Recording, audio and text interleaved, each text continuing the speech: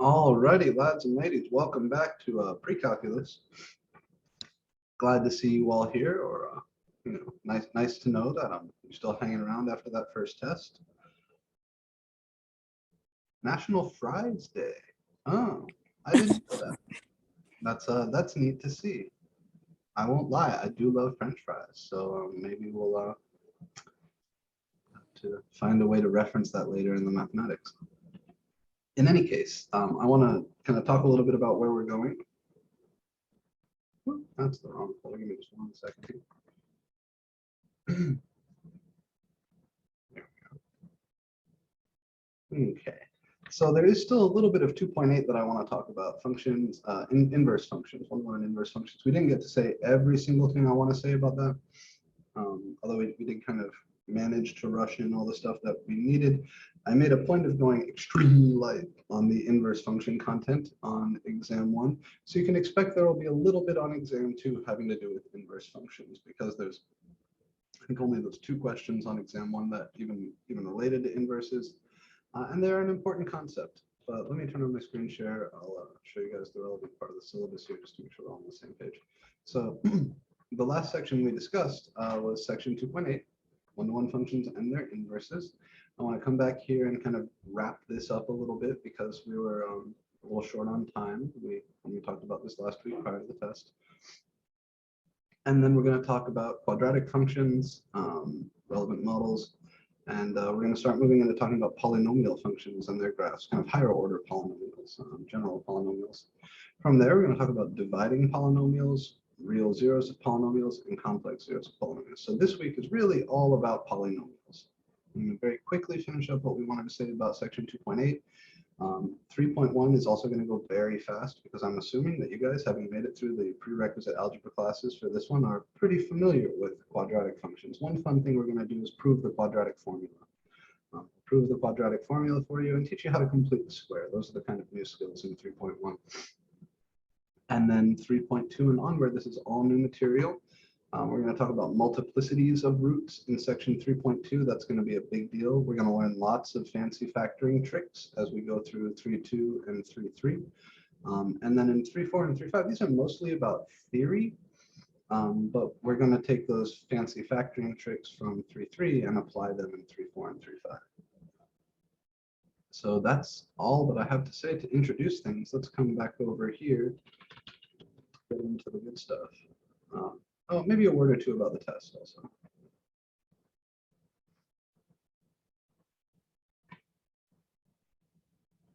All right, this is MAC 1140 pre-calculus. It's a lecture. And today is the 13th of July.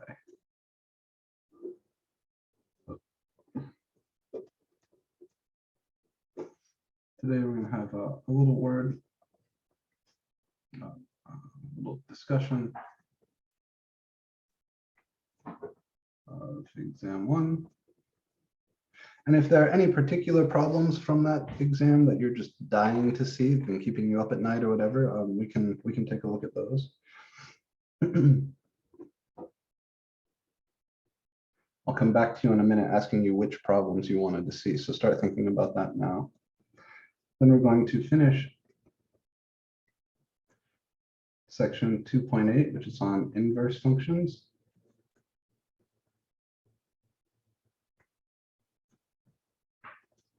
And then we're going to move into 3.1, which is on the quadratics.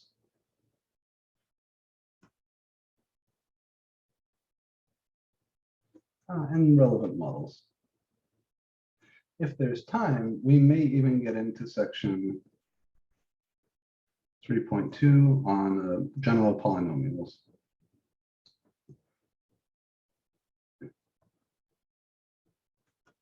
And their graphs. But I'm not necessarily expecting to get there. It kind of depends on the other stuff. So exam 1 went well. I'm proud of you guys for the organization and the fact that you're all able to follow directions really well.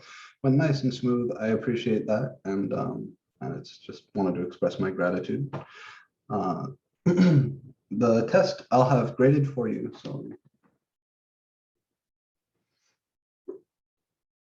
exam 1 will be graded by next Monday.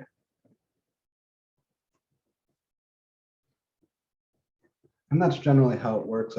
I tend to take about a week to grade tests. Right now, I'm only teaching one other class, but grading things online is a real hassle because I like to get in there and make lots of comments and marks.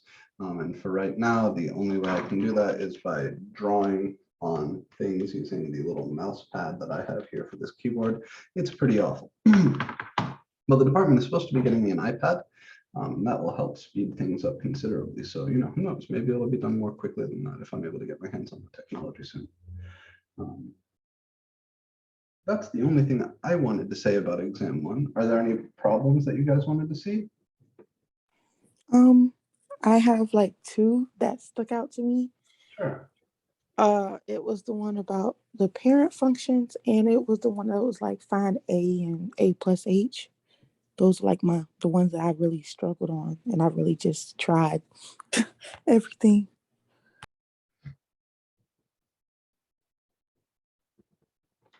Okay. So the one to do with parent functions, the one where I ask you to find f of A plus H, and the difference quotient. Any other problems that you guys really wanted to see? I have a question. Go ahead. Sure. For the ones that are 10 points, if we at least attempted, even if we did it like completely wrong, do we get at least a couple points, or kind of how do you grade those? Yeah, so those are the purpose of having those be free response problems where you scan and send me your work is so that I can give you partial credit for the work. The way it usually shakes out is that the correct answer, like just typing the correct answer, is worth 2 of the 10 points, and then the remaining 8 of the 10 points come from your work. So each problem has its own little breakdown. I make a rubric for each problem, and the number of points out of 10 that you get depends on how many of those steps you do correctly. But yeah, if you get the wrong answer, it's entirely possible to get, 8 out of 10.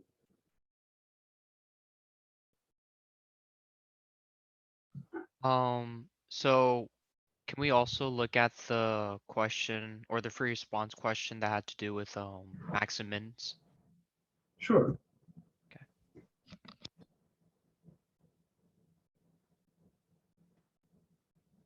Oh, let me say one other thing here. Exam will be graded by Monday. This, and I'll leave some space here. If you missed the test,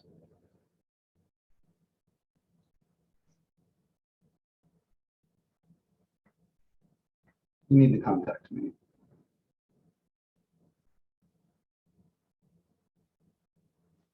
There will be a makeup test. It's only for those who missed the test, right? If some crazy thing happened and for whatever reason you missed the test. I would rather you take the test than not take the test. I'm going to do one makeup test. It's going to be at one day, one time. And I need you to contact me if you missed it so I can arrange that for you. That's important. Okay, so we want to do the kind of transformations question with the parent functions. We want to do the difference quotient question with f of A plus H, and all that. And we want to look at the min-max question. Were there any others? I think it's number 14, the even, odd, or neither. Okay.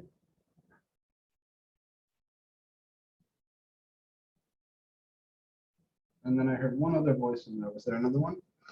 It was just a question. Do you drop the lowest test score, or I don't know? Yeah, no, I don't drop the lowest test, but what I do offer is if your final exam scores better than your lowest midterm, I will replace your lowest midterm by the final. So if your lowest midterm is a 50 and you get a 70 on the final, I'll go back at the end of the semester and change that 50 to a 70. Okay. All right, anything else? We've got 4 problems here. That's a pretty good set. So let's do that. Bring up the test.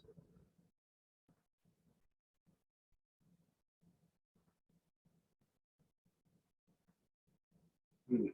So the transformations question with the parent functions. Let's do that guy first.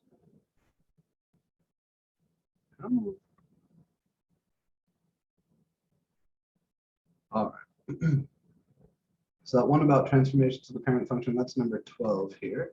And we're given a function, f of x is the negative square root of x plus 2 plus 3. I want to know what is the parent function, what are the transformations that we need, and then I want to take a look at that graph. So let's do it.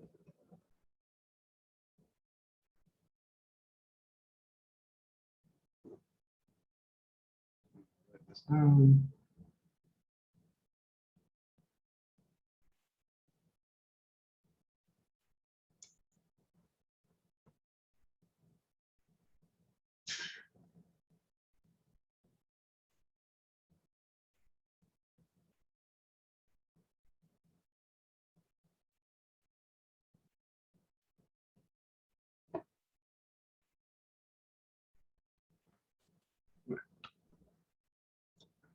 So here we are. Exam 1, problem 12.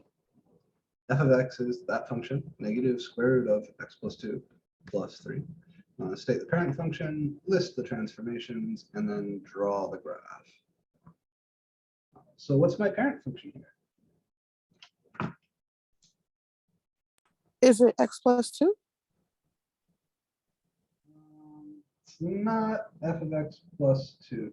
So there is something like that going on in here, but remember the parent function is sort of the graph that has the same general shape that we move around to get the graph of this guy. So this graph has the same general shape as what basic graph? That's what we're asking. Square root of x.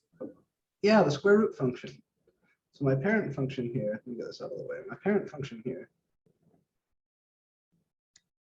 is y equals the square root of x, or you could say g of x equals square root of x, whatever you want to say. Square root of x, that's the parent. What are the transformations? Horizontal scaling. So what, and we want to be really specific here. So what do I need to do to this? Whose graph? Let me just go ahead and draw just the basic graph, just to shape. Go left 3. There is a 3-unit shift, but it's not a left shift. There is a horizontal thing going on, but it's not a horizontal scaling. Reflect over the x-axis. That's good. There is a reflection over the x-axis. There's a vertical reflection. Remember the order we want to do these in is we want to do horizontal scalings first. Let me just go ahead and write out all the things. Then horizontal shifts. Then we would do any vertical scalings. And then we would do any vertical shifts. So these are the 4 transformation types that we have. For this guy, there are no horizontal scalings. We don't end up scaling this graph horizontally at all. There is a horizontal shift. What's the horizontal shift here?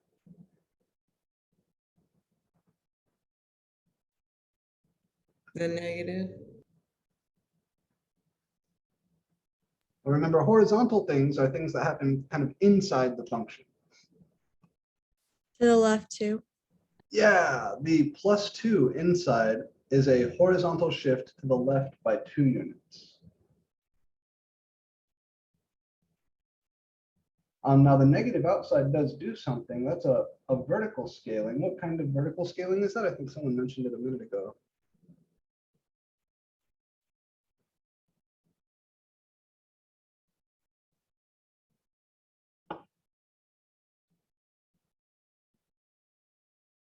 When we multiply. Reflect over x-axis. Yeah, good. Yeah. This is that special vertical scaling. It's a reflection. So we flip over the x-axis. We also call that a vertical flip, a vertical reflection. And then are there any vertical shifts? Up 3. Very good, up 3 units. So to get the graph of our function here, we need to do no horizontal scalings. we need to shift left 2 units, flip over the x-axis, and then move up 3 units. And remember, it has to be done in this order, right? Horizontal scalings, horizontal shifts, vertical scalings, vertical shifts. So I'm going to begin with the graph that you see drawn up here. Label some points on it so I can track those points. The origin is here. 1, 1 is here. And I'll label this guy over here as 4, 2. Those are some easy points to track along the graph of the square root function. If I move everything to the left 2 units, then I'll be looking just at the graph of y equals the square root of x plus 2.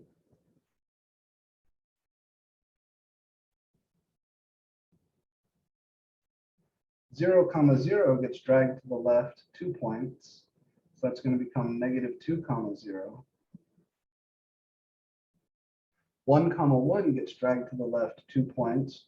So that's going to become -1, 1. And 4, 2 gets dragged to the left 2 points. That's going to become 2, 2. So I've just done the one transformation. Oh, sorry, 2, 2, which should be up here.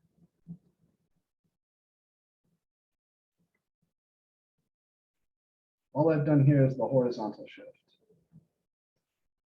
So that's kind of our first step. My next step would be to add into this the vertical reflection, the vertical scaling. So I'm be looking at the graph now, negative square root of x plus 2. And I just take the graph that I drew a second ago and I flip it over the x-axis.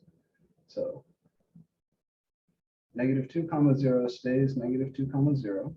-1, 1 becomes -1, -1.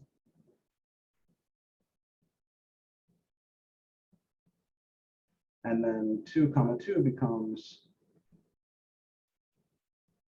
2, -2.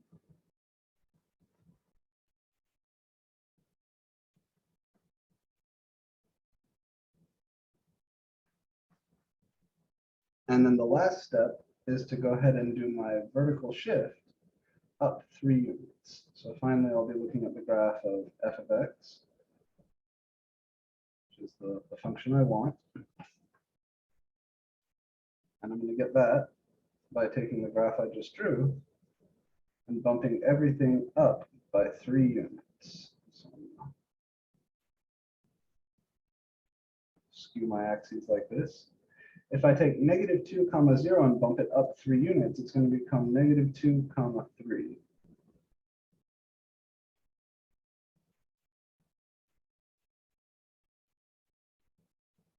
If I take -1, 1 and bump it up 3 units, it's going to become -1, 2.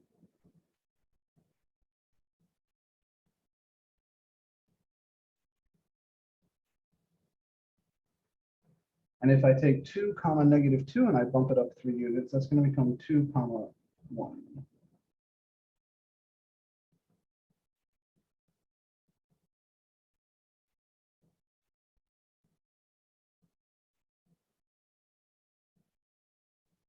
So something like this is what we should have for our final graph.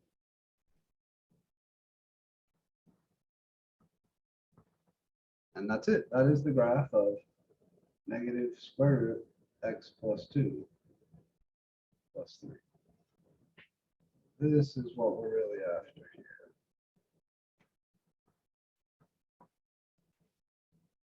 Of course, the horizontal axis here is the x-axis.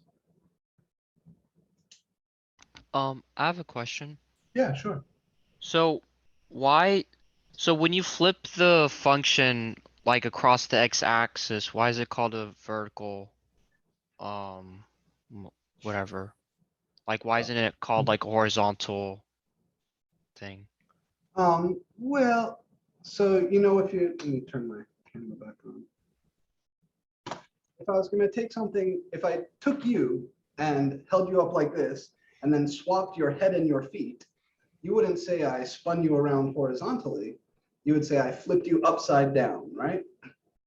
Same Okay, sort of all thing right. here. I'm swapping his head with his feet. Okay, That's a vertical thing. It happens about the x-axis because the x-axis, the horizontal axis, is the designator of the middle line vertically. But it is, we would call it a vertical reflection or a vertical flip because I'm flipping it upside down. okay, all right. Does that make sense? Yeah, and then, so for part B of this question, would you would you get points taken off if you called it a horizontal, like when, like in the steps, like you called when you flip over the function, like, is it okay like that you called it like a horizontal instead If you of a told me, vertical? if you said you're flipping over the x-axis and then called that a horizontal reflection, Mhm. I would accept that, but make a little comment. I wouldn't Got take it. points off for that. But if you said it's a horizontal reflection without specifying, then I would have to take a point off for that. Got it. Any other questions on this one?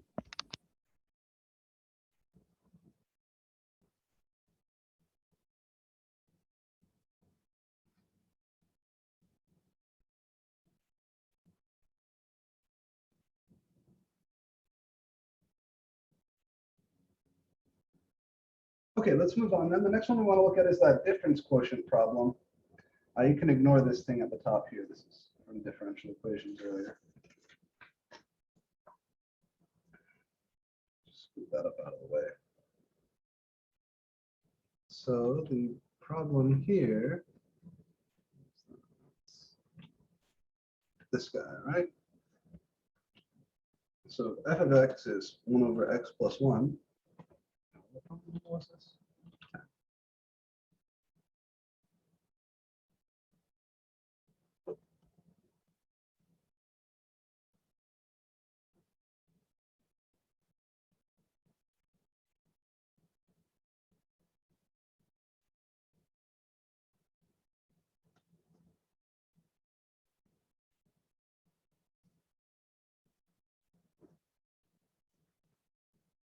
All right, so we want to find f of a plus h, and the difference quotient, f of a plus h minus f of a all over h. And this last object, we want to simplify him as much as we can. So remember how function notation works. F of anything is what you get by taking the formula for f of x and just swapping that x for whatever goes in here. So f of a is 1 over a plus 1. F of a plus h is 1 over a plus h plus 1. And I often encourage you to do this in parentheses. Like the thing you're plugging in, you want to put in parens. Because if there was a power there, or if there was a number in front of the x, you would need to make sure to distribute that number or FOIL out that power. You need to be careful with your order of operations. Now, in this case, it's just an x here. It's not like 2x or x squared. So you don't have to square this out. You don't have to like distribute a 2 or anything like that. So these are each just what they look like. This is just 1 over a plus 1. And this is just 1 over a plus h plus 1. But it's worth being mindful that when we plug into functions, we always do it kind of in parentheses. All right, so I've got this piece, and I've got this piece. And then the trick is to do the third piece, you just use the two things you already found. You don't approach this fresh. This f of a plus h is this guy. This f of a is this guy. So f of a plus h minus f of a all over h is 1 over f of a plus h is a plus h plus 1, right? 1 over a plus h plus 1 minus f of a is 1 over a plus 1. And then downstairs I've got my h. So f of a plus h is this guy. F of a is this guy. So the top is those subtracted. And then downstairs you've got h. Downstairs you've got h. This is good. This is where we need to begin. If you begin anywhere other than this, there's no way to get to the right result. So like you can't distribute the f, you can't cancel any h's, there's no like making the f of a's go away. Again, this is function notation. It's one of those big heavy things that we need to kind of push through in this class. Got to get comfy with function notation. Any advice on how to proceed from here? If I want to simplify this. You want to make the common denominator, and so you times a plus 1 by the first, and then a plus h plus 1 by the second. That's perfect. So right now, this denominator only has one factor. That factor is a plus h plus 1. And this fraction only has one factor downstairs too. It's a plus 1. If I want to subtract these two fractions, I need to get them the same denominator, which means I need to give each one the factor that it's missing. So that first guy, he's missing the factor of a plus 1. So I'll multiply him by a plus 1 over a plus 1. And the second guy, he's missing the factor a plus h plus 1. So I'll multiply him by a plus h plus 1 over a plus h plus 1. And all of this still being divided by h.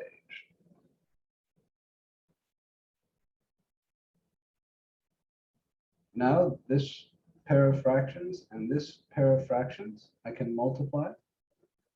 And I'll get a plus 1 over parentheses a plus 1 parentheses a plus h plus 1 minus a plus h plus 1 over parentheses a plus 1 parentheses a plus h plus 1. And all of this is still being divided by h. Pro tip, go ahead and write that as multiply by 1 over h at this stage, or even at the stage before. Get rid of that big fraction because he's just a nuisance to keep writing. You could do that all the way back here if you want. Now you don't want to cancel the a plus 1s or the a plus h plus 1s, because remember our goal is to combine these, right? That would just take us back here. So instead of canceling this and canceling this, we should go ahead and subtract these fractions. So I have a plus 1 minus, and remember we always think of the tops and bottom of these fractions as being in parentheses, minus a plus h plus 1 over, and then downstairs here, because we're subtracting two fractions with the same denominator, the denominator is here, parentheses a plus 1 times parentheses a plus h plus 1, and then I'm multiplying this still by 1 over h.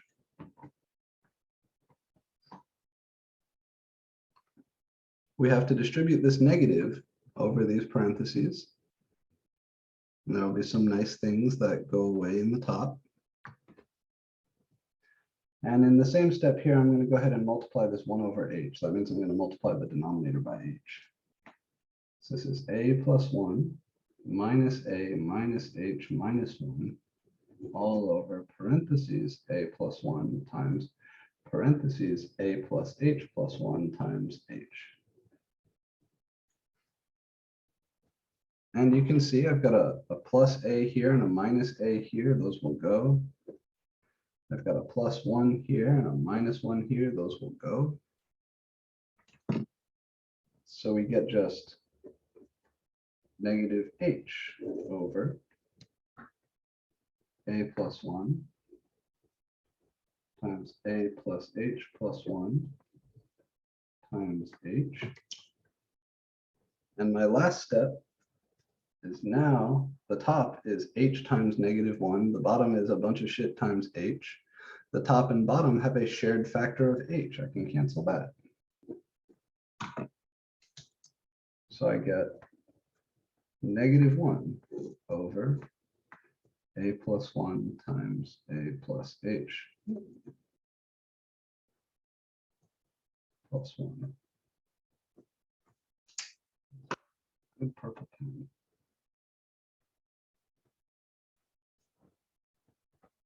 And that's it. Now finding and simplifying these difference quotients is going to be a big deal in Calc 1. It's going to be something that you practice through the first few sections of that book, of that class. And it's going to be the way you define sort of the most important object in that class, which is called the derivative. So this procedure is very important, not just in this class, but in the next class. So I'd like to take any questions you have on this problem.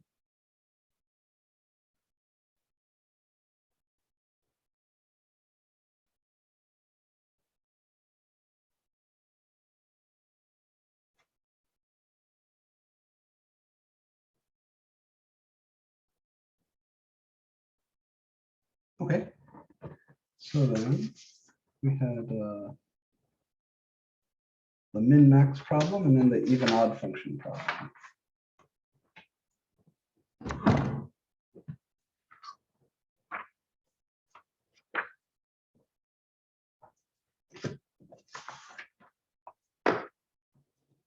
The min-max problem is something that there's not a whole lot of calculation to write down.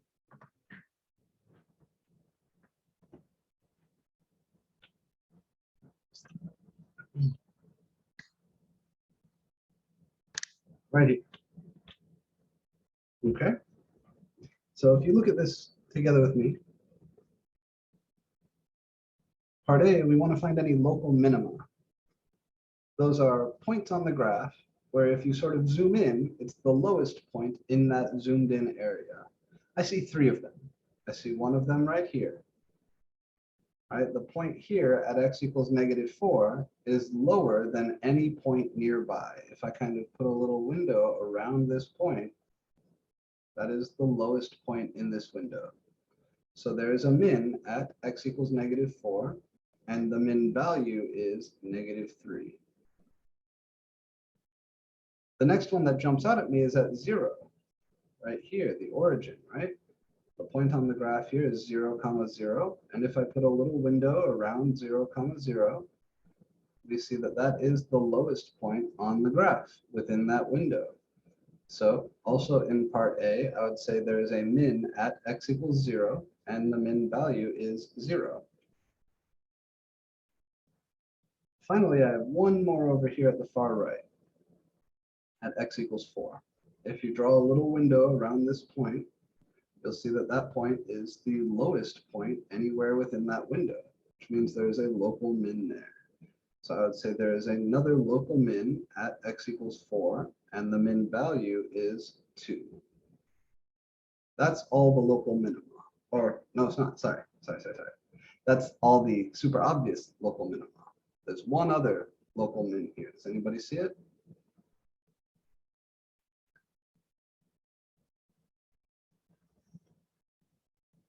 The origin. I think we got the origin. We measured that, we counted that one. You did -4, right? And we got the one at -4, yeah. And -2? Yes, there's a local min at -2. Very good. Maybe I will come here and draw this graph just to help us out a little bit.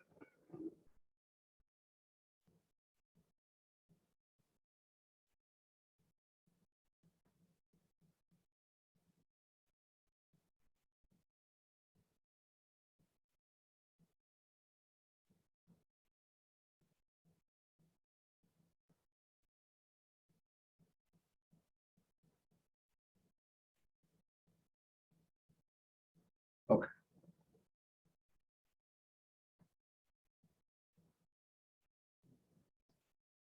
This is the point 4, 2. This is the point 2, 4. This of course is 0, 0. Down here we have 2, 2, 1. Here is -4. Okay. All right. Let's play the game. So looking for local mins, if I put a little window around this point, is the lowest point anywhere in that window. If I put a little window around this point, he's the lowest point anywhere in that window. If I put a little window around this point, he's the lowest point anywhere in that window. So those are the 3 mins that I think are relatively easy to spot. But also, if I put a little window around this point, Remember, the open circle is not a point on the graph. The actual point on the graph is the point down here. So he is the lowest point anywhere in this little window. So local mins occur at color scheme one.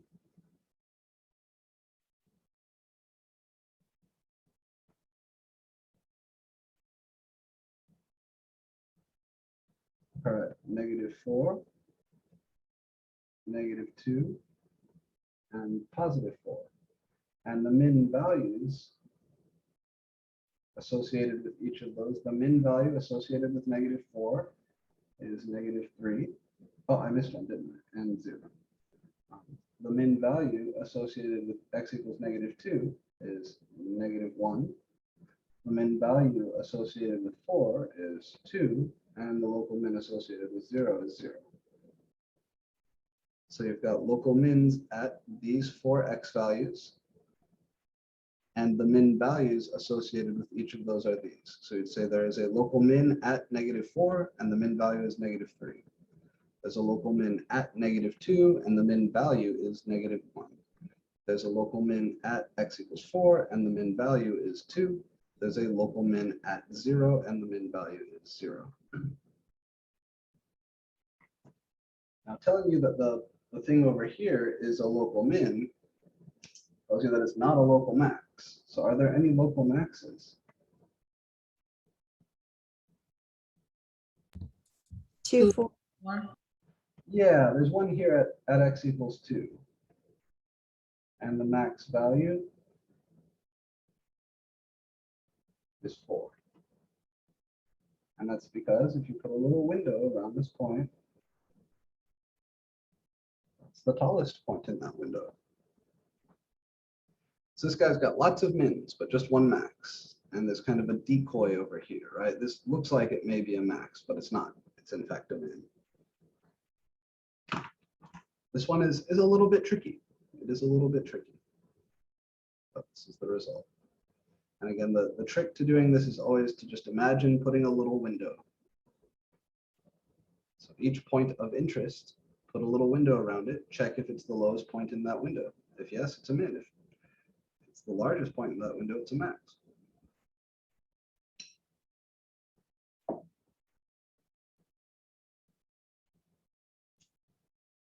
Questions on this one?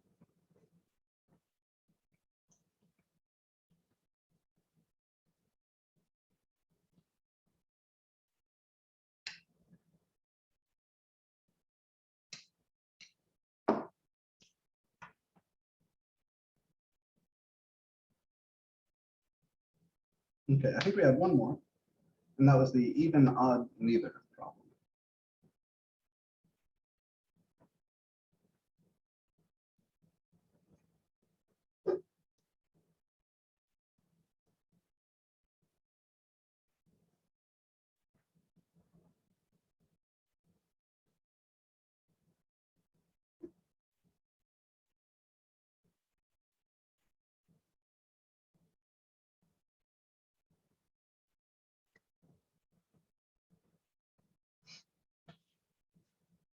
Remember the definition of an even function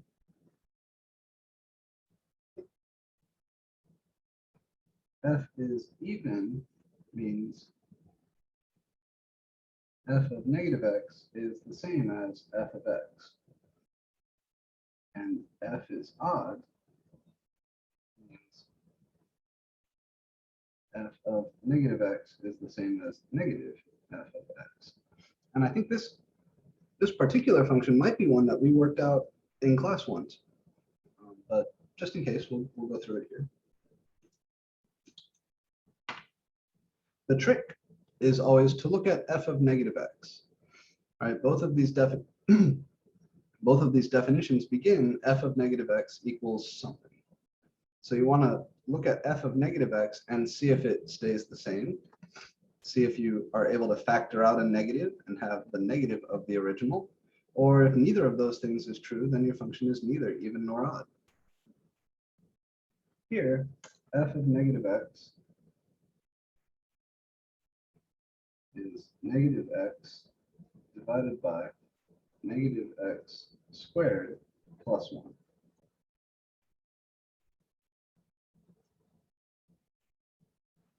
Upstairs, negative x is just negative x. Downstairs, negative x all squared is the same as x squared. And we've worked through those details. Negative x is negative 1 times x. So negative x squared is negative 1 times x all squared, which would be negative 1 squared times x squared, which is just 1 times x squared, because negative 1 squared is 1. So downstairs you have x squared plus 1. And then if you think about this, upstairs you've got negative 1 times x. Downstairs you have the same denominator as the original function.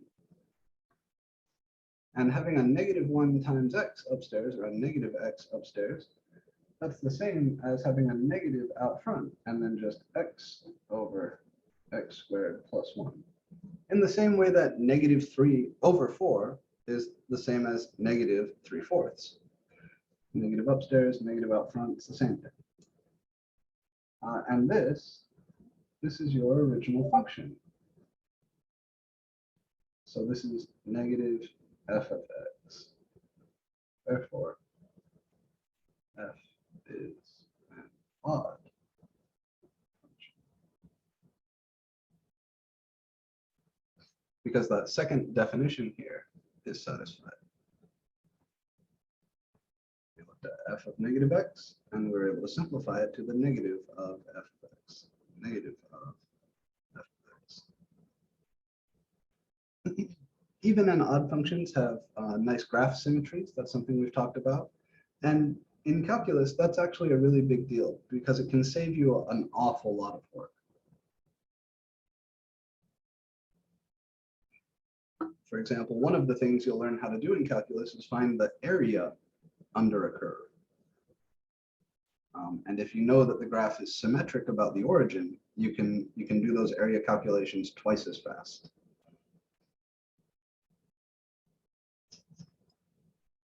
So those are the relevant problems from the exam. If there's anything else you guys want to talk about, you can always send me a Canvas message or come by an office hour. Remember, if you did miss exam 1 for any reason, you gotta come talk to me somewhere. You can send me a Canvas message, email, come by office hours, but you gotta talk to me so we can schedule the makeup. Right now, I'm planning to do the makeup for this class either Thursday during office hours or next Monday. And if you need that makeup because you missed the test, you need to reach out to me so we can make sure it fits your schedule. Okay. So I want to finish up our conversation about inverse functions. We worked a few examples last time where we found inverse functions. We talked a little bit about interpreting inverses and machine diagrams, mapping diagrams, that good stuff. I want to talk about the symmetry. So this is on finishing section 2.8.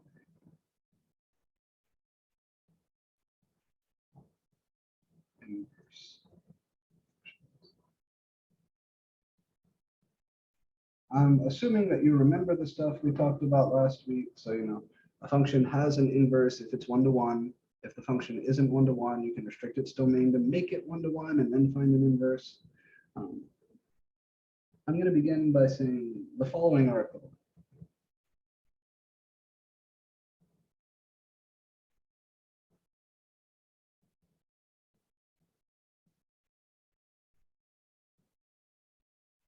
One, the point A comma B is on the graph of f of x, so on the graph of f. That is equivalent to saying f of a is equal to b. Remember, this thing is always f of this thing. That's equivalent to saying that a is f inverse of b. F inverse of b is a.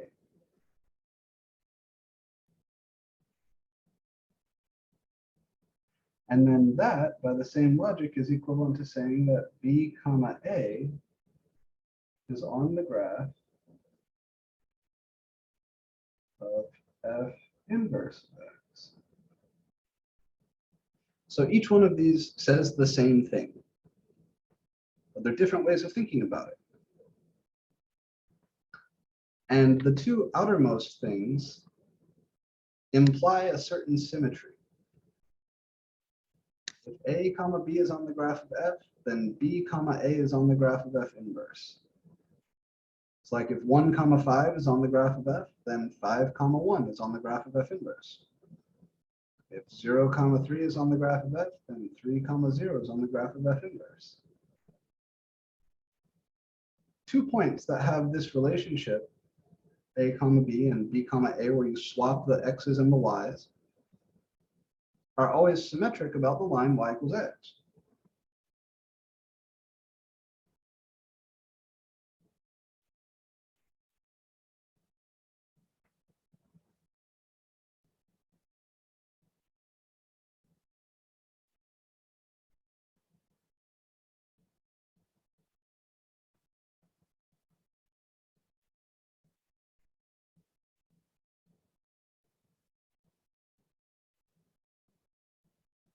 Because to get this point from this point, you're just swapping the x with the y.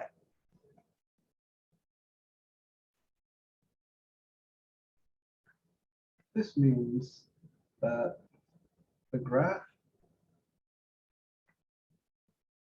of f inverse is always symmetric about the line y equals x with the graph of the original.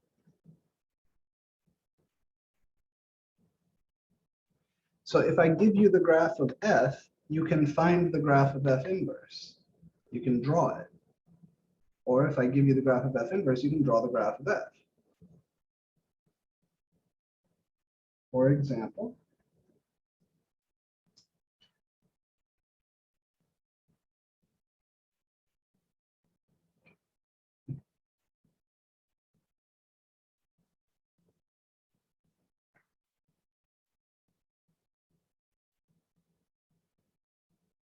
if I take the function x squared and I restrict its domain to x's which are greater than or equal to 0,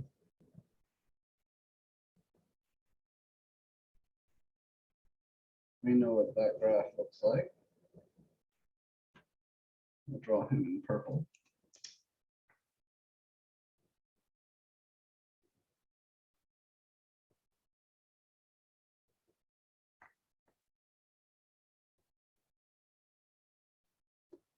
It looks like this. His inverse is the positive square root of x. And I can draw that in this light blue.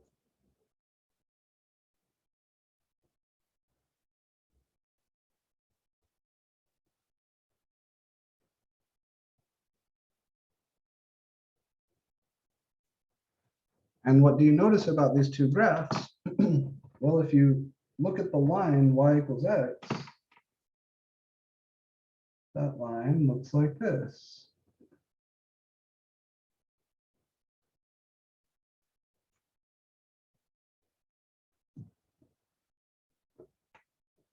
And if you take any one point on the graph of f inverse and flip it over this line, you get a point on the graph of f. So here's a generic point on the graph of f, call it a comma b. If you reflect that point over this line, you'll get a point on the graph of f inverse, which would be of the form b comma a. So like 2 comma 4 is on the graph of x squared. So 4 comma 2 is on the graph of square root of x, which is the inverse function. This symmetry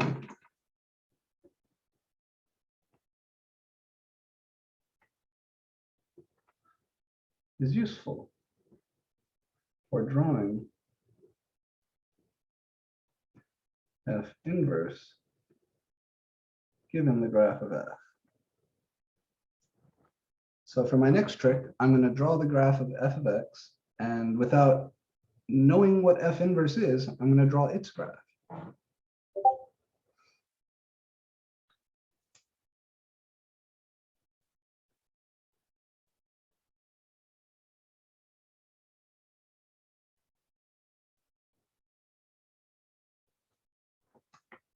There we go. I'll give you just a second.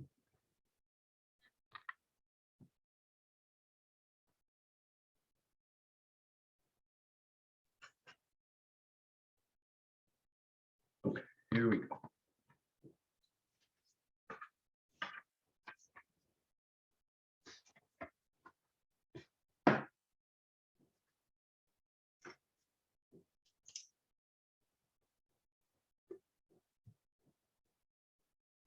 Given the graph of f(x) below, sketch the graph of f inverse of x.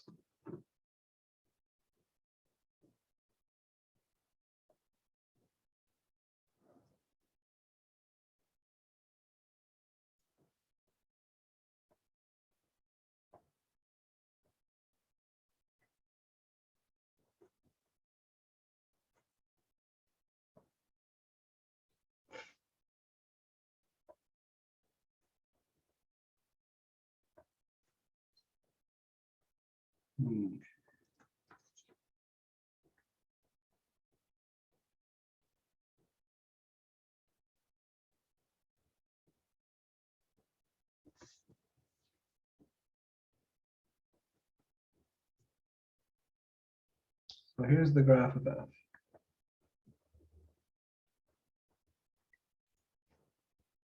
And what I want to do is sketch the graph of the inverse function, f inverse. So I'm going to draw in the line y equals x to help me out. I'm going to draw it in as a dotted line to remind myself it's not a part of either graph. It's just to help. And then I'm going to take each point on the graph of the original here and reflect it over the line y equals x. And that'll give me a point on the graph of the inverse function.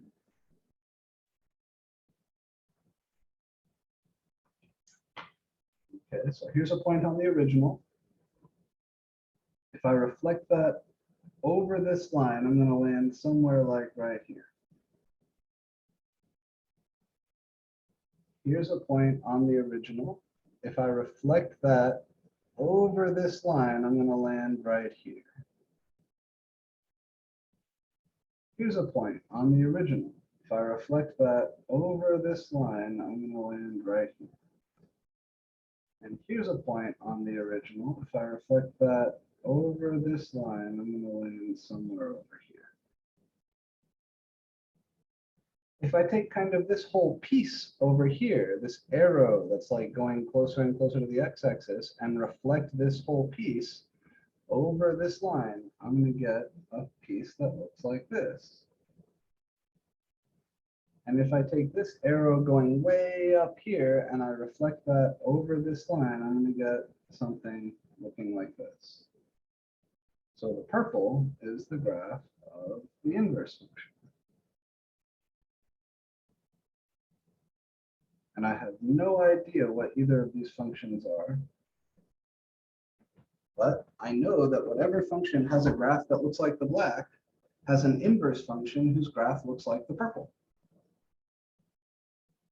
Now, in reality, I know what I'm thinking of here. And you may recognize these if you've studied exponential or logarithm functions before. And we'll talk about them in great detail once we finish talking about polynomial and rational functions. The black here is secretly the function 2 to the x. And the purple here is secretly the base 2 logarithm of x. But don't stress for now. It's just about the symmetry.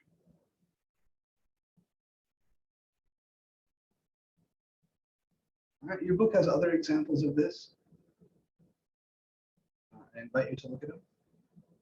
But the key idea is that you just take any point here and reflect it through this line. You'll get another point on that graph. Take any point over here, reflect it through this line, you'll get a point on the graph of the inverse. That's the whole game.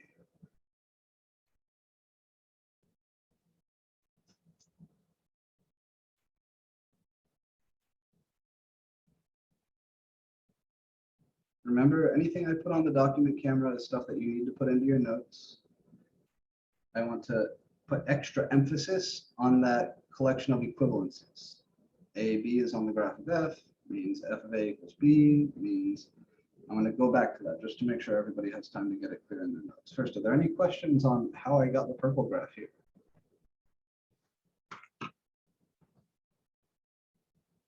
It's just a reflection, right? Yep, I'm taking the black graph and I'm reflecting it over the dotted line to get the purple graph. So I kind of imagine I can pick the black graph up and flip it over. That gives me the purple graph. Gotcha. Any other questions on this one?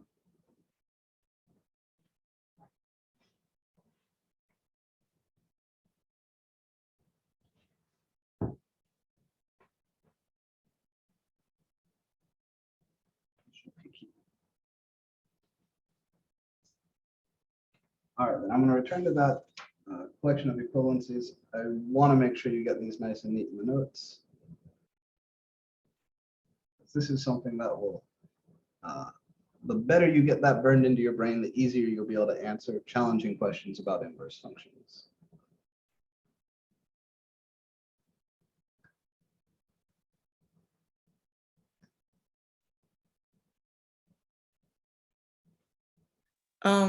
At facts, it say 2 points of, is that form? Yeah, 2 points of the form. So 2 points of the form A comma B and B comma A are symmetric about the line y equals x. It's like point 1 comma 2 and the point 2 comma 1 are symmetric about the line y equals x.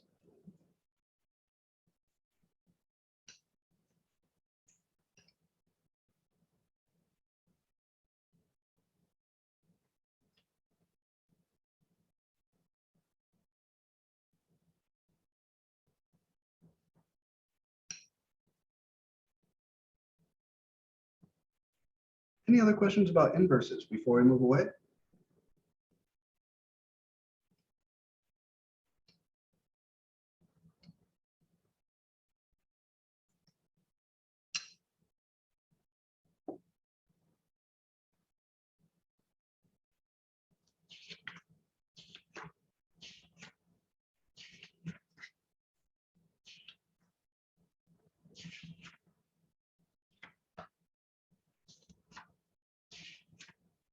Okay.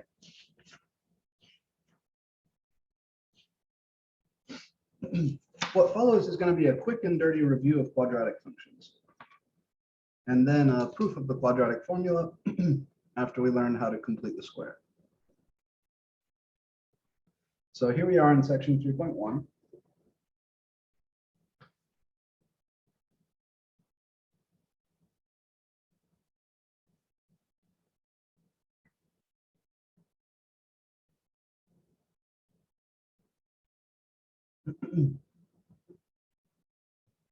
Definition: a quadratic function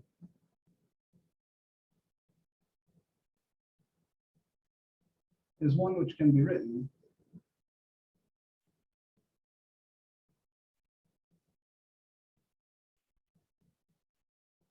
as f of x equals ax squared plus bx plus c. I'm sure everybody's seen this before. They're graphs. The graph of a quadratic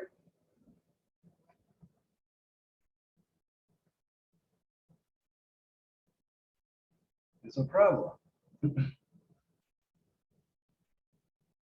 Looking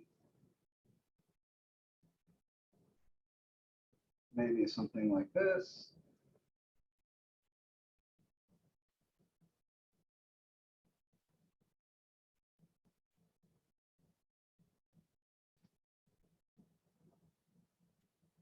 Or maybe something like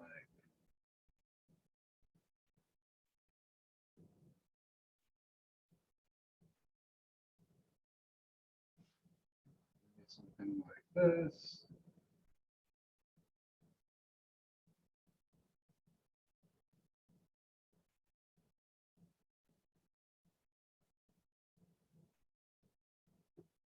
All right. They can be tall and narrow, they can be short and fat, they can open up, they can open down.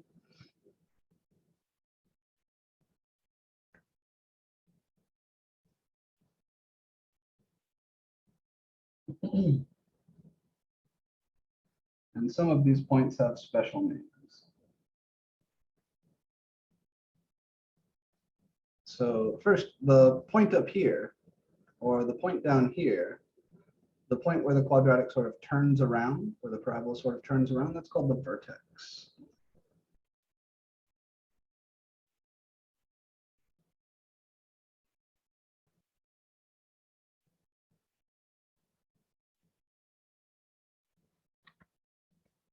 The x-intercepts are called roots.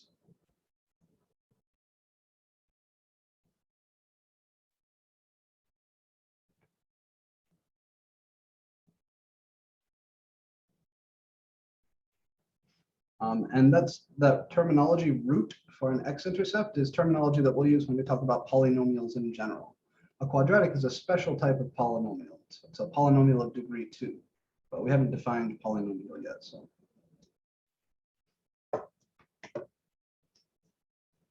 all quadratics, all parabolas have a line of symmetry called the axis of symmetry.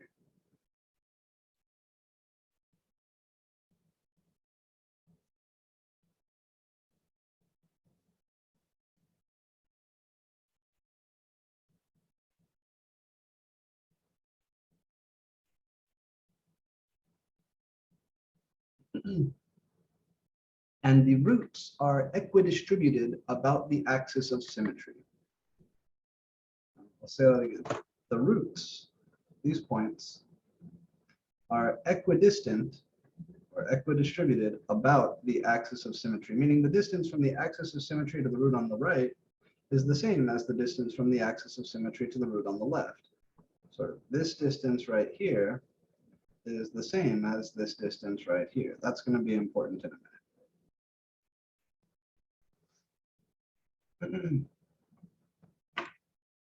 If the number a here, which is called the lead coefficient,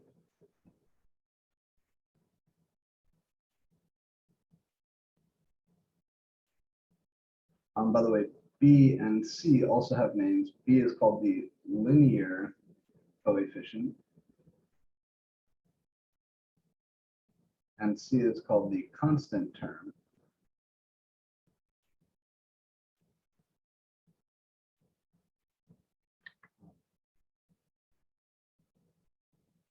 If a is negative, then the parabola will open down, like the picture on the left.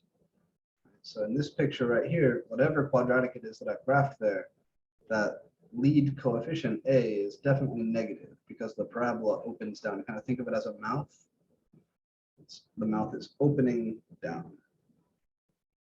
On the other hand, over here, this guy has a positive lead coefficient here. A definitely positive here. And you'll notice there's a case missing, right? A positive or greater than 0, a negative or less than 0. If a is equal to 0, then this term isn't really here. And you don't really have a quadratic function, you just have a linear function. So we're not interested in cases where a is equal to 0.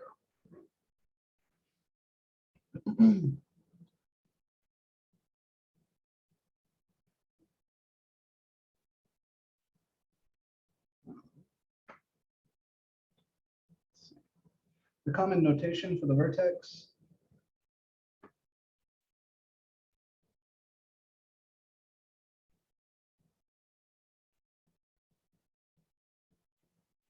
We usually call that point h comma k, which means the axis of symmetry would be the vertical line x equals h.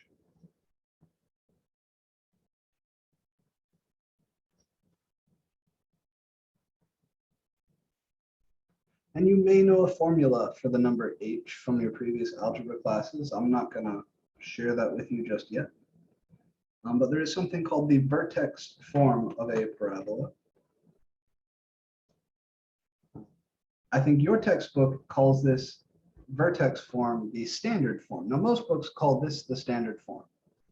Ax squared plus bx plus c. Usually that's what you would call the standard form, but your textbook refers to the vertex form as the standard form. And they don't give a name to the ax squared plus bx plus c form. So if you want to, you can write any quadratic function, anything that looks like this, in the form a times x minus h quantity squared plus k, where a is that same lead coefficient. Same one. Same one you have here. H is the x coordinate of the vertex. And k is the y coordinate of the vertex.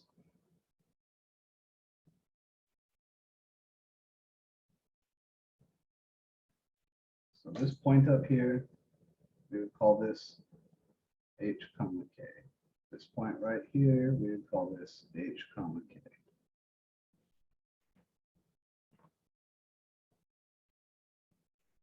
Those are the basics.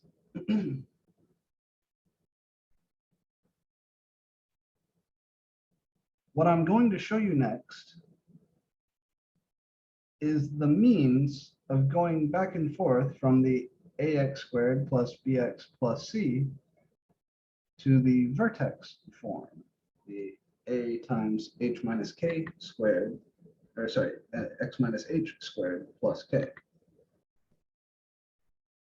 So I'm going to do this by means of an example, and I'm going to write out steps. I'll hold here just for a second in case anybody's still writing.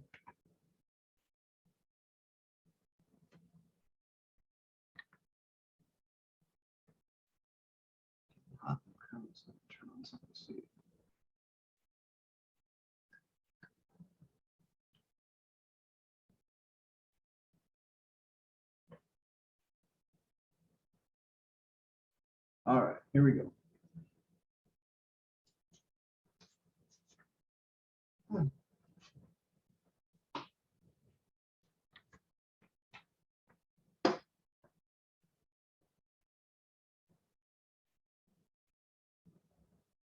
To convert from ax squared plus bx plus c to a times x minus h squared plus k, we do something called completing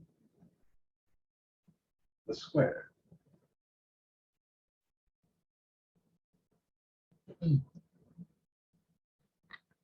And completing the square is a new skill for most folks in this class. Most people have not seen completing the square before pre-calc.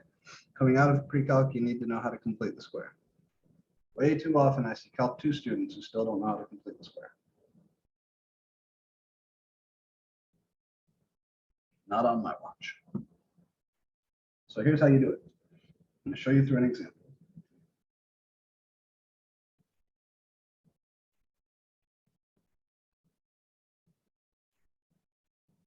We are going to convert f of x equals 2x squared minus 12x plus 13 into vertex form. And again, your book calls the vertex form the standard form. So please don't get confused.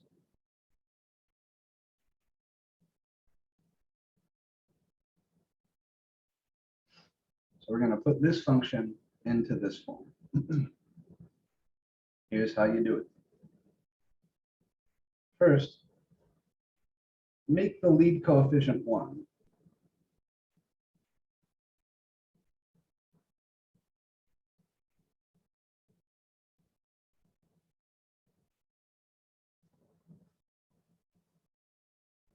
Right? In other words, you're going to force factor.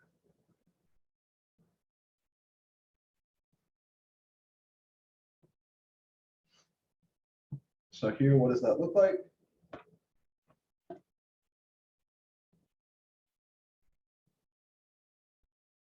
I'm going to take that 2 and I'm going to force factor it out.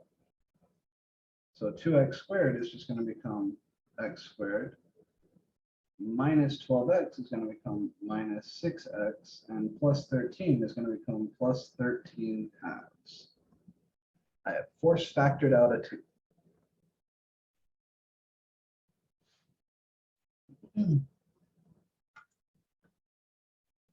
2. Right, notice if you distribute this 2 back through here, you get 2x squared minus 12x plus 13, right? This is force factoring.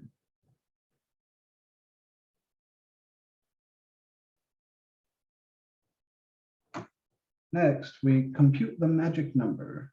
I know that sounds silly.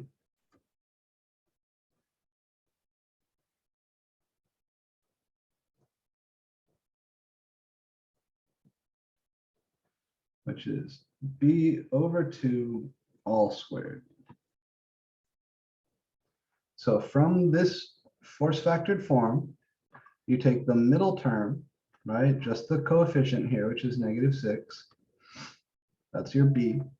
You divide that by 2, and then you square it. So here, b over 2 squared is -6 divided by 2 squared. Now, -6 divided by 2, that's -3. So it's -3 squared. -3 squared is +9. I have a question, Professor. Yeah.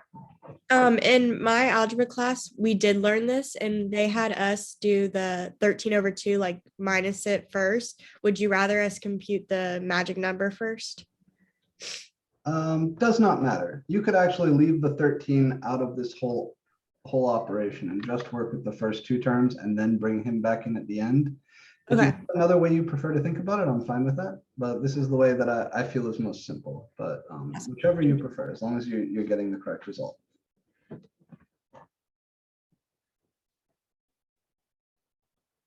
And now Ainsley's kind of hinting at something that's coming here in a minute. We're going to add and subtract something. We're going to have some things that we need to combine.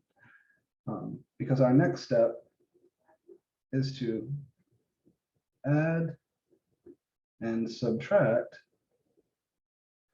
the magic number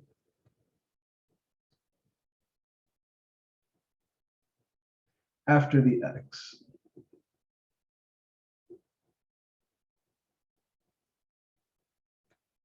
After the x term. So you'll have the 2 and the bracket x squared minus 6x, and then we're going to add 9 and subtract 9, and then we'll leave our 13 halves. So here, this is going to look like f of x equals 2 bracket x squared minus 6x, and then I add the 9 and I subtract the 9. And then I've got plus 13 halves. And I want to talk about why this is kosher. So force factoring is kosher because I'm just like dividing each term, right? I'm factoring something out. We all know how to factor out a number. Here, computing this magic number, that's not anything special. I'm not like doing anything to the function. Why am I allowed to do this? I'm allowed to do this because I'm adding 0. Mathematicians have 2 favorite tricks: add 0 and multiply by 1. Right? When we have a common denominator, we're using that multiply by 1 trick all the time. We multiply by a plus 1 over a plus 1. That fraction is 1. And that's why that's allowed, because when you multiply something by 1, it doesn't change the value. Here, what I'm really doing is I'm adding 0 to f of x. Now I'm adding 0 in the very clever form, plus 9 minus 9. So this operation is kosher because I'm actually not changing things inside here. This expression is equal to this expression. All right, if you were to simplify these first and make them go away, then this whole thing would just become this thing. But that's not what we're going to do. Next, what we do is we factor the first three terms.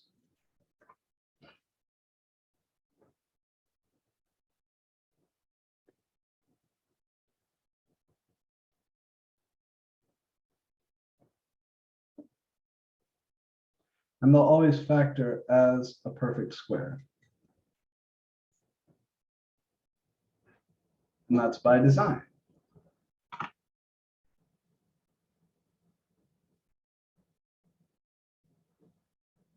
So if I look at just these first three terms,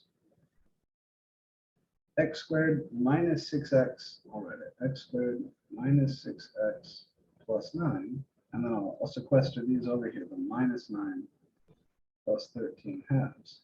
If I look at just these first three terms,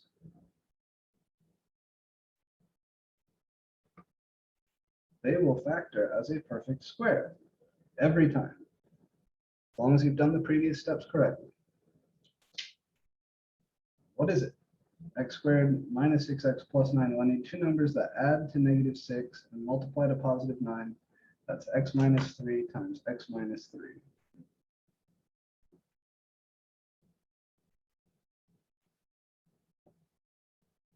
And then I still have my minus 9 plus 13 halves. And x minus 3 times x minus 3 is x minus 3 all squared.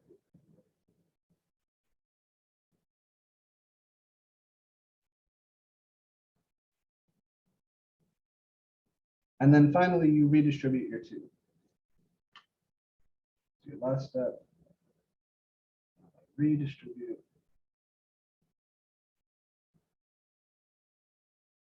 the original lead coefficient.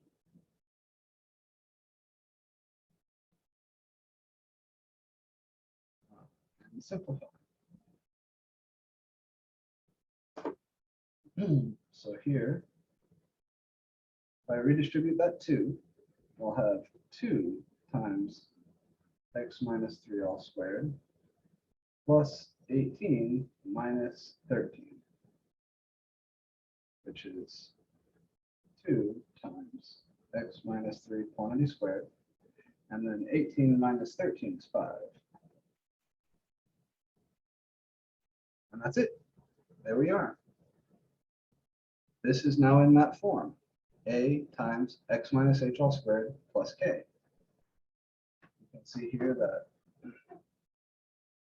a is equal to 2, h is equal to 3, and k is equal to 5.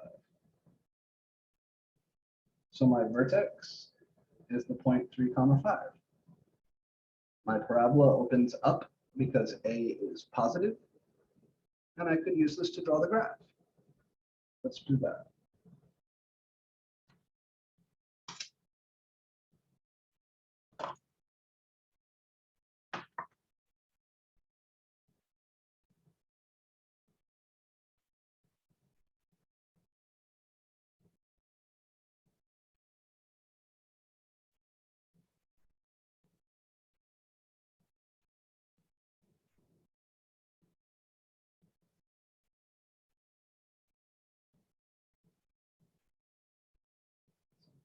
Silly up here.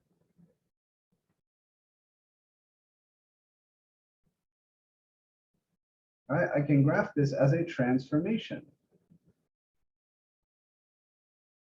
That's the nice thing about the vertex form.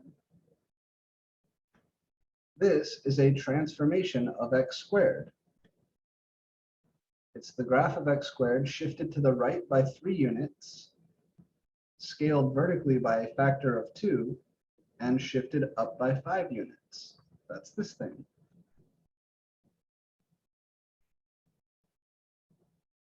So I'm getting this as a transformation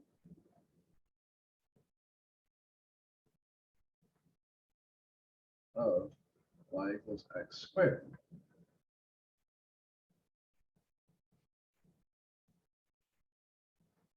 Or you can think of it as, I know where the vertex is, I know if it opens up or down. That's fine too.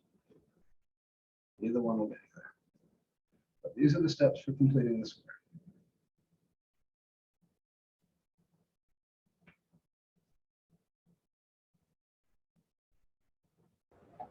On number 4, at the bottom, how does the -9 and the +3/2 switch? Oh, did I make a mistake here? Oh shit, I did. Damn it, damn it, damn it. Good catch. Yeah, sorry, this 9 is negative, isn't it? And this 13/2 is positive. Damn, damn, damn. So this is negative, this is positive. Thank you, good eye. Which means this is a -5. So sorry. Which is going to change our graph. Graph of f(x) looks like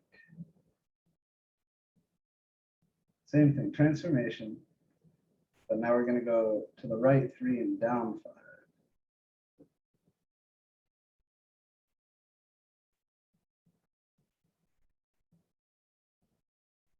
So yeah, I'm sorry. A is still positive. We're still opening up. So we're going to look something like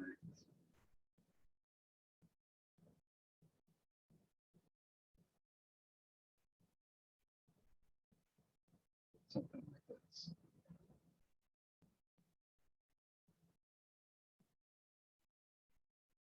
Good catch.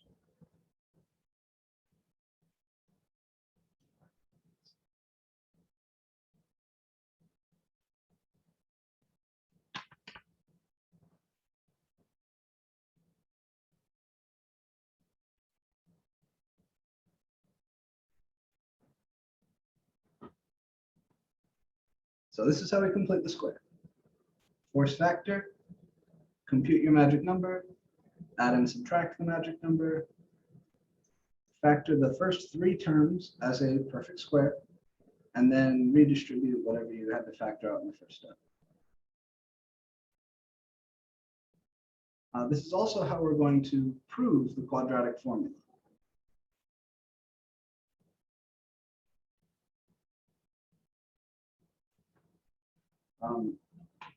Before we prove the quadratic formula, I'll say one other thing, and that's that completing the square is going to be relevant here.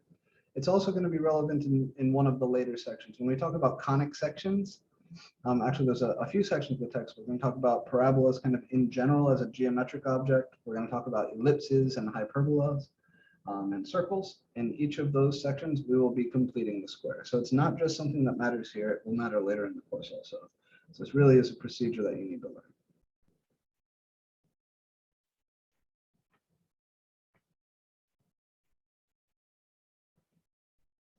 All right. So the next thing I want to do for you here today, and it will probably be the last thing I will do for you here today, is prove the quadratic formula, and that will conclude section 3.1.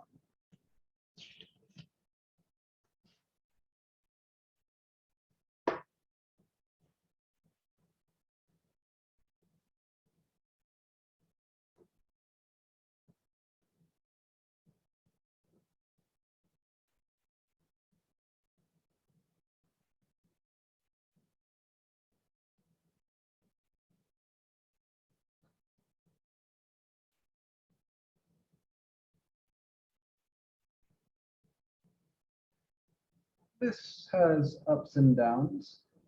It's a kind of cumbersome formula. It's a down. It always works. That's an up. Turns out having a formula for the roots, that's what these are, right? The places where this function is equal to 0, that's a formula for the roots. Having a formula for the roots in terms of the coefficients is fairly special. Most polynomials don't have this. Certainly linear and quadratic polynomials do have this feature that there is a formula for the roots in terms of the coefficients. Cubic functions have this, degree 3 polynomials. There's a nice formula for the roots of a cubic function in terms of its coefficients. Quartic functions, degree 4 polynomials have this feature, but degree 5 and above do not. And it was a young man named Évariste Galois, a Frenchman, right around the time of the French Revolution, who proved that fact, that there is no such thing as a formula for the roots or solutions, if you want to call them that, of a degree 5 polynomial or degree 5 equation in terms of the coefficients. Simply does not exist. Not like we haven't found it, like it cannot be found, cannot exist. And that argument comes from thinking about symmetries. It's a very beautiful thing. But here, of course, degree 2, we do have a formula. Before I prove this formula for you, I'm obligated to embarrass myself. If in the past you've had a hard time remembering this, what I want you to do is get a hold of someone you love dearly, a crush, girlfriend, boyfriend, family member whose respect you long for, and mortify yourself by singing the formula to the tune of Pop Goes the Weasel, which I will do for you now. X equals negative b plus or minus the square root of b squared minus 4ac all over 2a. See, you do that once to someone whose respect you really long for, and you'll be so fucking ashamed that you'll never ever forget it. I promise it works.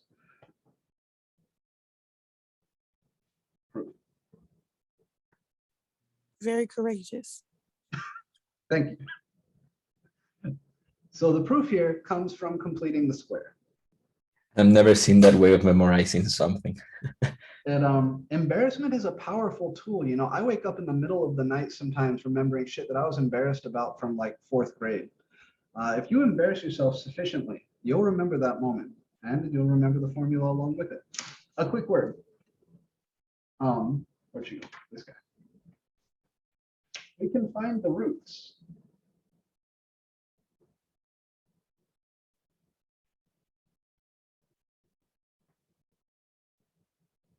of this function.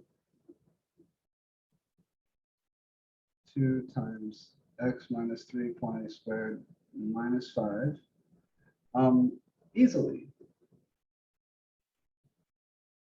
now that it's in vertex form.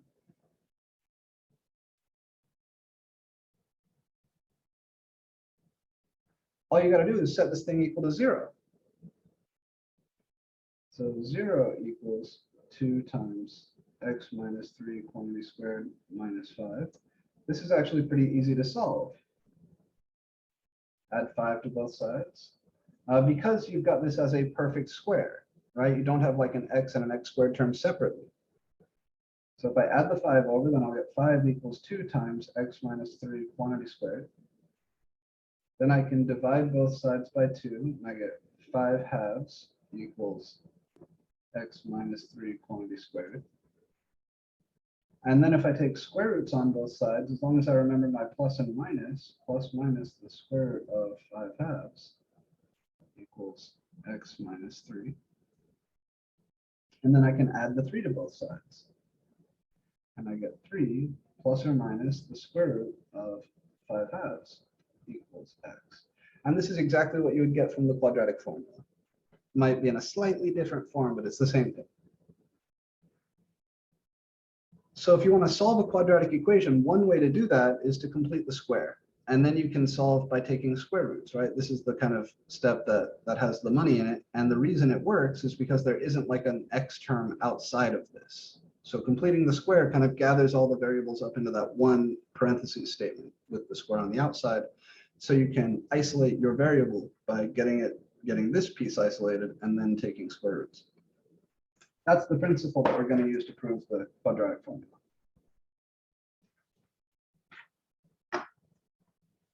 I'm going to put the 0 on the left-hand side, so I don't have to keep writing it. And 0 equals ax squared plus bx plus c. And then I'm going to have a chain of equalities coming down here. And once I get to a place where I'm ready to start working with it, I'll rewrite the 0. I'm going to do this by completing the square. So I force factor out the a. And then I get x squared plus b over a times x plus c over a.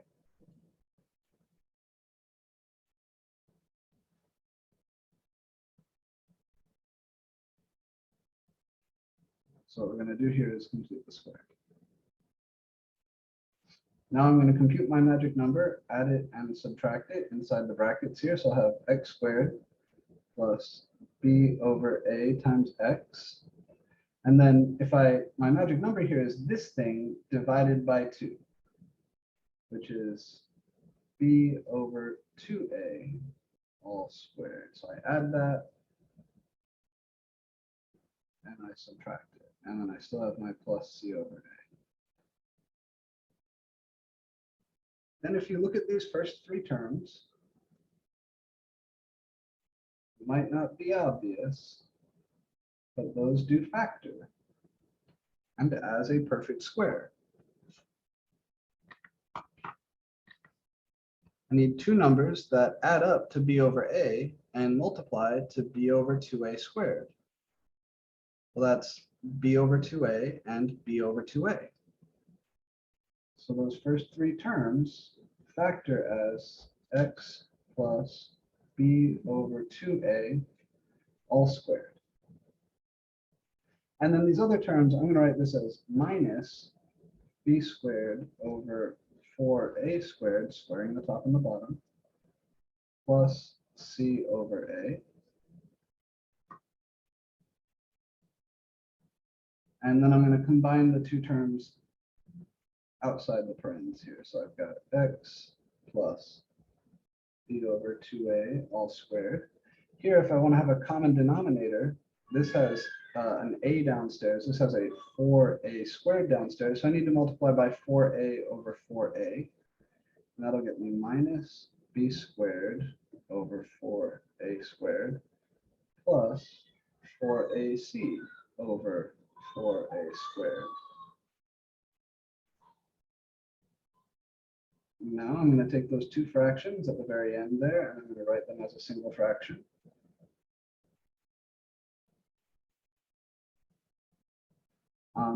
That's 4ac over 4a squared minus b squared over 4a squared. So the nice way to write that is plus 4ac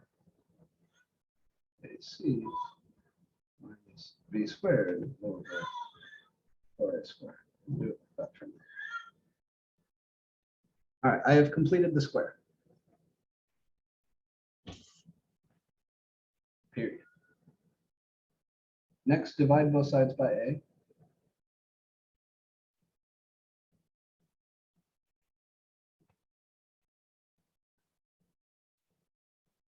So I'll get 0 divided by a, which is still 0, equals x plus b over 2a all squared plus 4ac minus b squared over 4a squared.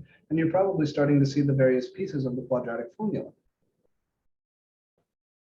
Now I'm going to subtract this whole chunk over to the other side. So minus 4ac minus b squared over 4a squared, right? All of that, the minus, equals x plus b over 2a all squared. I'm going to distribute this negative.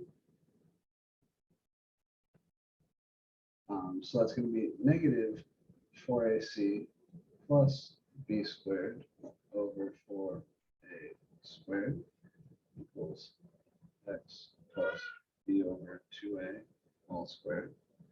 But everybody would write it the other way. You'd write it as b squared minus 4ac. So this piece is really b squared minus 4ac over 4a squared. And that's equal to x plus b over 2a all squared. So I take square roots on both sides, and I get this.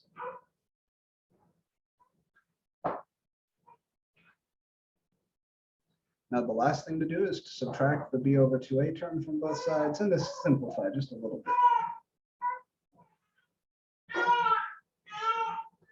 So this is negative b over 2a plus and minus the square root of the top here is the square root of b squared minus 4ac. The square root of the bottom, the square root of 4a squared is 2a. And conveniently, you've got common denominators there. So if you want to, you can glue those two pieces together since they have the same denominator already.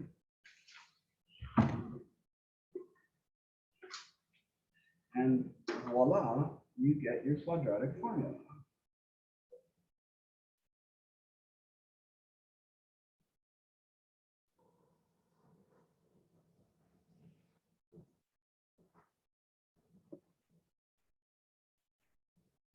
So that's it.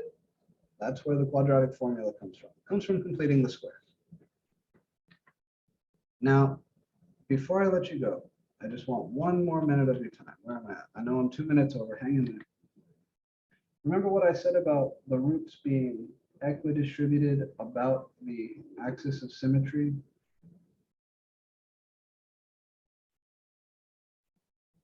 Ah, shit. My art sucks.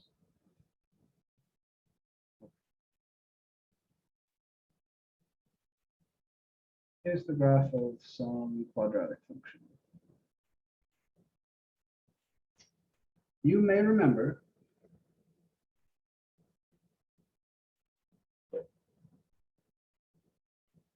from algebra classes of yore that h, the x-coordinate of the vertex, your axis of symmetry, is really negative b over 2a. And what I'm claiming is that these roots, there's two numbers here, that these two x values are coming from this formula. Well, you see that there's this piece, and then there's this piece. And that first piece is h. So what that means is that each of these distances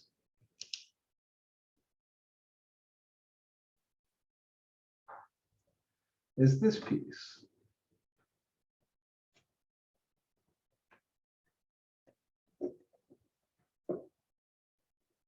And this is what you get if you subtract that.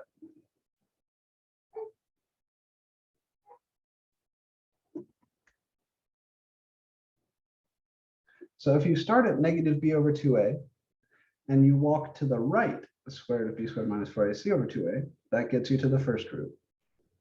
And if you start at x equals negative b over 2a, and you walk to the left, meaning you subtract the square root of b squared minus 4ac over 2a, that gets you to the other root. So the quadratic formula, I think it's nicer to think of it like this, because each of those two bits has a geometric interpretation. This is your vertex, or your axis of symmetry. And this is the distance you have to walk either left or right from your axis of symmetry to get to the roots. The left or right, that's the plus or minus. So it says start at the axis of symmetry, walk to the right this amount, or walk to the left this amount, and you'll get to the roots. So that is quadratic functions from a slightly more grown-up perspective than it's usually taught in high school or college algebra or whatever. That's it, guys. That's the whole game for quadratics. You now know everything there is to know about polynomials of degree 2. Next time, we're going to talk about polynomials of degree 3, 4, 5, higher degree polynomials. We'll teach you some factoring tricks. Going to teach you how to divide polynomials. That's a big deal. And then we're going to talk a little bit about the theory behind real roots and complex roots of polynomials. So it's quite beautiful. But that's all I have for you today. I hope you have a lovely rest of your day. I'll have your exams graded by Monday of next week. If you need to take a makeup because you missed the test, you need to reach out to me immediately. Otherwise, I will see you guys tomorrow. All right? Okay. Bye. Bye, guys.